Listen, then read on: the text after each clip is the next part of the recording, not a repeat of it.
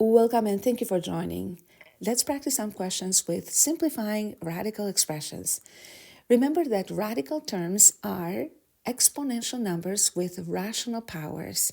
So we're going to say that an exponential number base a to the power of a fraction, and that's an exponential with rational power. So a to the power of m over n would equal the presence of a fraction indicates that this can be written in radical form. So we're going to say that is the nth root of a to the power of m. Another way of writing this radical number would be as the nth root of a, and then we can put the power of m right outside the radical. So to the power of m. So the next form or another derivation of this formula, which we use very often in simplifying radical expressions, is the nth root of a to the power of n. Notice how here the power of the radicand matches the index is equal to simply a. And this is because if we have the nth root of a to the power of n and we convert this radical number into an exponential number, that would be a to the power of n, which is the exponent of a, divided by the index n. And n divided by itself would be equal to 1. That makes this a to the power of 1 or simply a. So let's start with the first question. We have the square root of 25. Now, I know we can do this in our heads because it's a term or an operation we have done so many times since early grades. But let's try to explain this from the radical and rational exponent point of view. So in this case, we're going to use the formula the nth root of a to the power of n equals a. So our focus is first on the index, and when we don't write the index, it means that the index is 2. It's the smallest index that we can use. So what that means is that we want to write number 25 now with index that with power the same as the index. So we're going to put this in brackets. To the power of 2. We know we need a power of 2 so we can simplify it.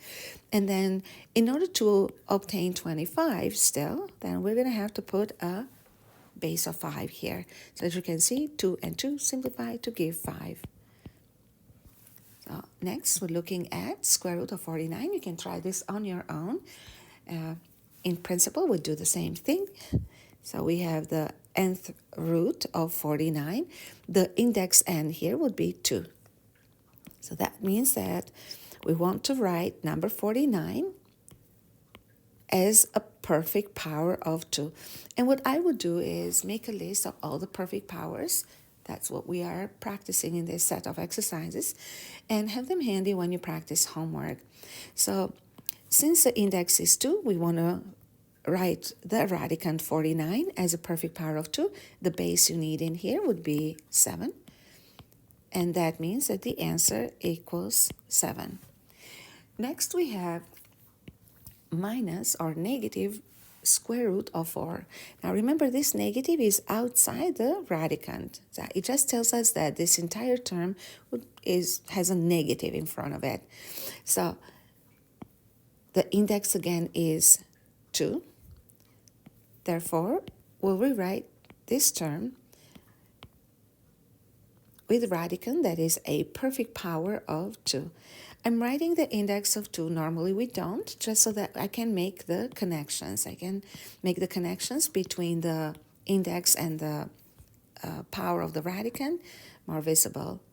So the number that we need to put in the base here is the number 2. So that means that the answer will be this negative that is outside the radicand, the radical, and then 2. Let's continue with the next question. This time we have plus minus square root of 81.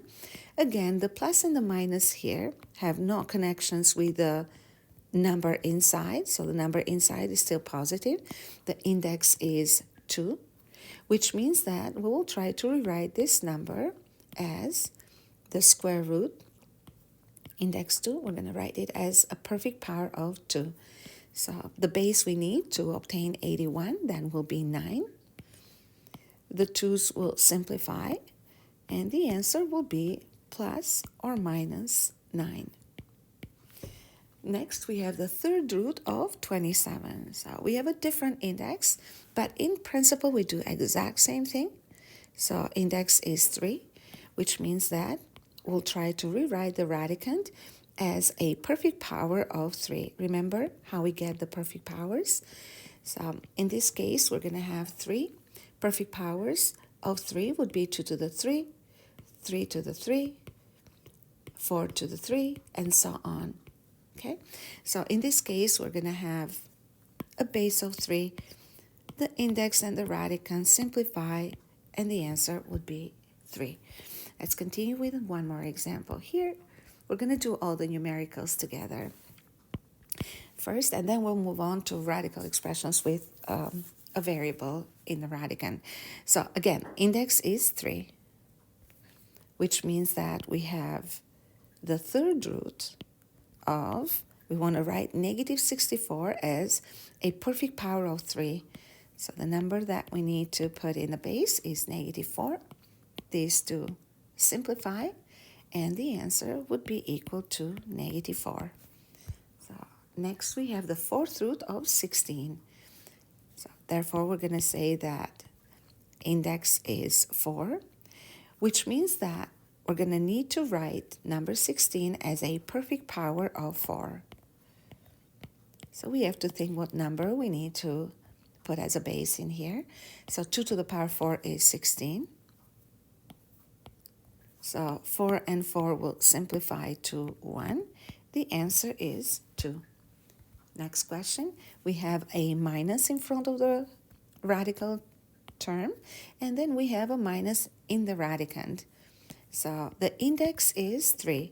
So therefore, we're going to say that the minus here will stay still orange outside.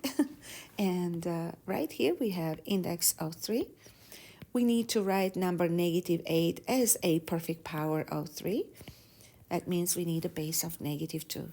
So the answer in this case would be the negative that is outside the radical, and then negative 2, which is a simplified radical, and this would be equal to positive 2 because the two minuses will multiply to a plus. Let's do the next one. So again, we have a minus in front of the radical. Oops. And the index is equal to 3. So therefore, we're going to say that we're going to need to write the radicand as a perfect power of 3. So the radicand is negative 1. And we need a base of negative 1, which raised to the power of 3 would still be negative 1. Now the index and the power simplify, and that would be equal to negative 1. The answer is positive 1. One more, and I promise this is the last one. So again, our focus is on the index. The index is 5, which means we need to write number 32 as a perfect power of 5. Again, look at the list of your perfect powers. So 1 to the power 5 is 1. 2 to the power 5 is 32. 3 to the power of 5 is, I think, 162, and so on. So we're going to stop at 2 in here. Index, power, simplify, they divide to 1. We already talked about it, and the answer is 2. I hope this made sense, and please continue to follow me for the rest of the questions. Bye for now.